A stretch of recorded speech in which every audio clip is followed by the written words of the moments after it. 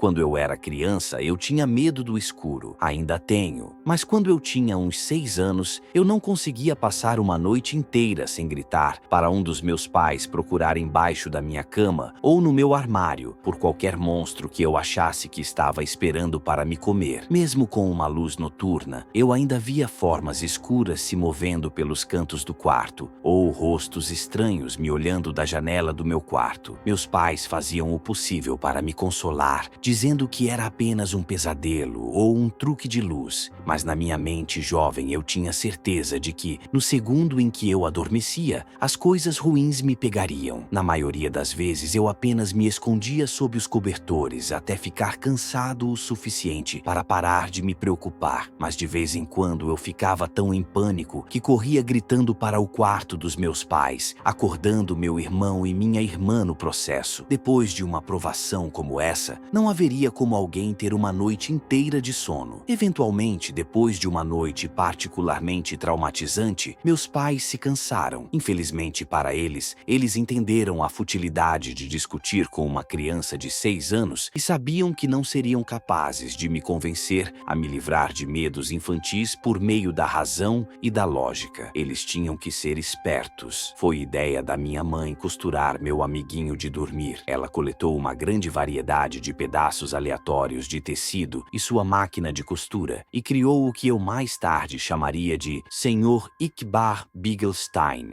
ou Ick para abreviar. Ick era um monstro de meia, como minha mãe o chamava. Ele foi feito para me manter segura enquanto eu dormia à noite, assustando todos os outros monstros. Ele era muito assustador, eu tinha que admitir. Honestamente, olhando para trás agora, ainda estou impressionada que minha mãe pudesse pensar em algo tão estranho e perturbador. Ickbar tinha a aparência costurada de um gremlin Frankenstein, com grandes olhos brancos de botão e orelhas de gato caídas. Seus bracinhos e pernas eram feitos de um par de meias listradas pretas e brancas da minha irmã, e a metade de seu rosto, que era verde, era feita de uma das meias altas de futebol do meu irmão. Sua cabeça poderia ter sido descrita como bulbosa, e para sua boca, minha mãe prendeu um pedaço de tecido branco e costurou em um padrão de zigue-zague para formar um largo sorriso de dentes afiados. Eu o amei imediatamente. Daí em diante, Ick nunca saiu do meu lado, desde que fosse depois do anoitecer, é claro. Ick não gostava do sol e ficava chateado se eu tentasse levá-lo para a escola comigo. Mas tudo bem, eu só precisava dele à noite para manter os bichos papões longe,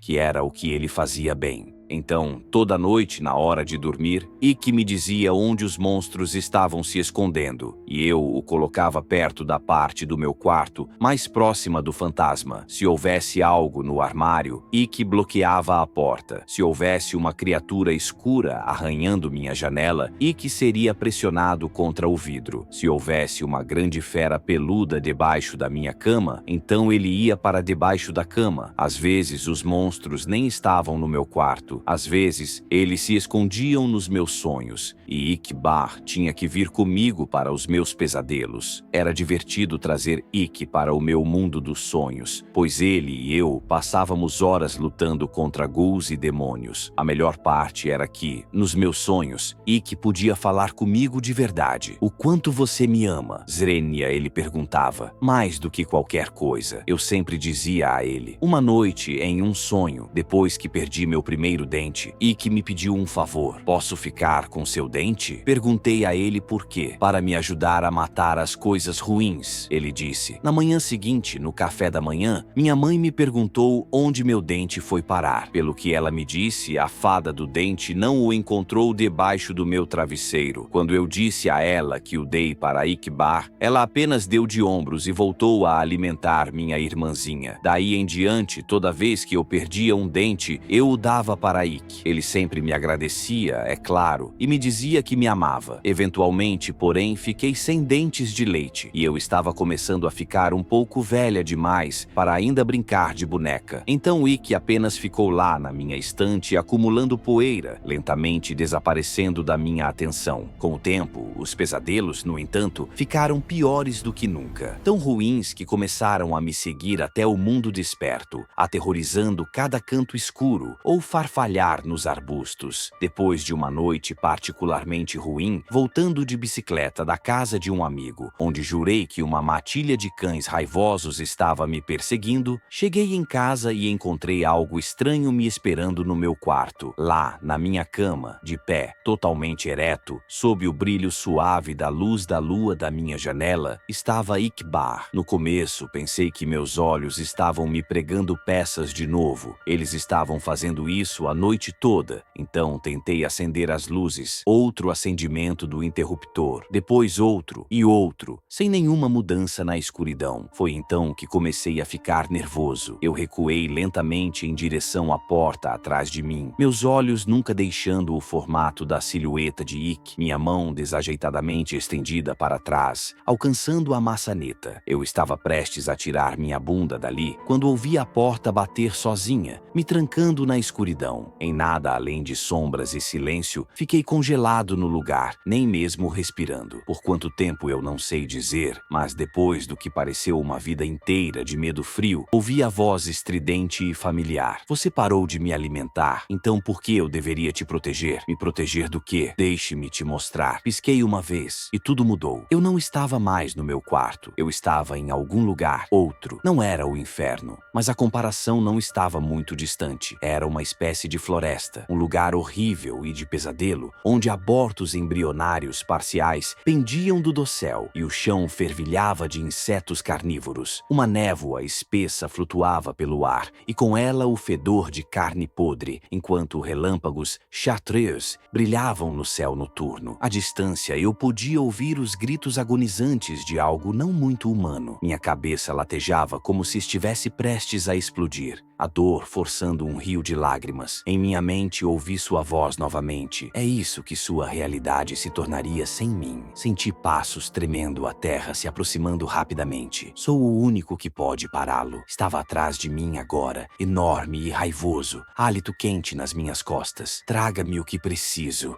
e eu o farei. Acordei antes que pudesse me virar. No dia seguinte, invadi o armário dos meus pais para pegar os dentes de leite do meu irmão, dando todos para Iqbar. Quase imediatamente, os terrores noturnos cessaram e eu estava mais ou menos apta a continuar minha vida normalmente. De vez em quando, eu tinha que entrar furtivamente no quarto da minha irmãzinha e roubar o que era para a fada do dente, ou estrangular um dos gatos da vizinhança e arrancar seus pequenos incisivos afiados. Qualquer coisa para afastar as visões. Qualquer coisa de um colar de dente de tubarão a um pré-molar cheio de cáries. Também comecei a notar que Ikki se movia pelo meu quarto sempre que eu saía por algum tempo, reorganizando minhas coisas e pendurando cortinas adicionais. Ele estava até começando a parecer mais real de alguma forma. Na luz certa, seus dentes brilhavam e ele era quente ao toque. Por mais que ele me assustasse, eu não conseguia ter coragem de simplesmente destruí-lo, sabendo perfeitamente onde isso me deixaria. Então, continuei coletando dentes para Ikki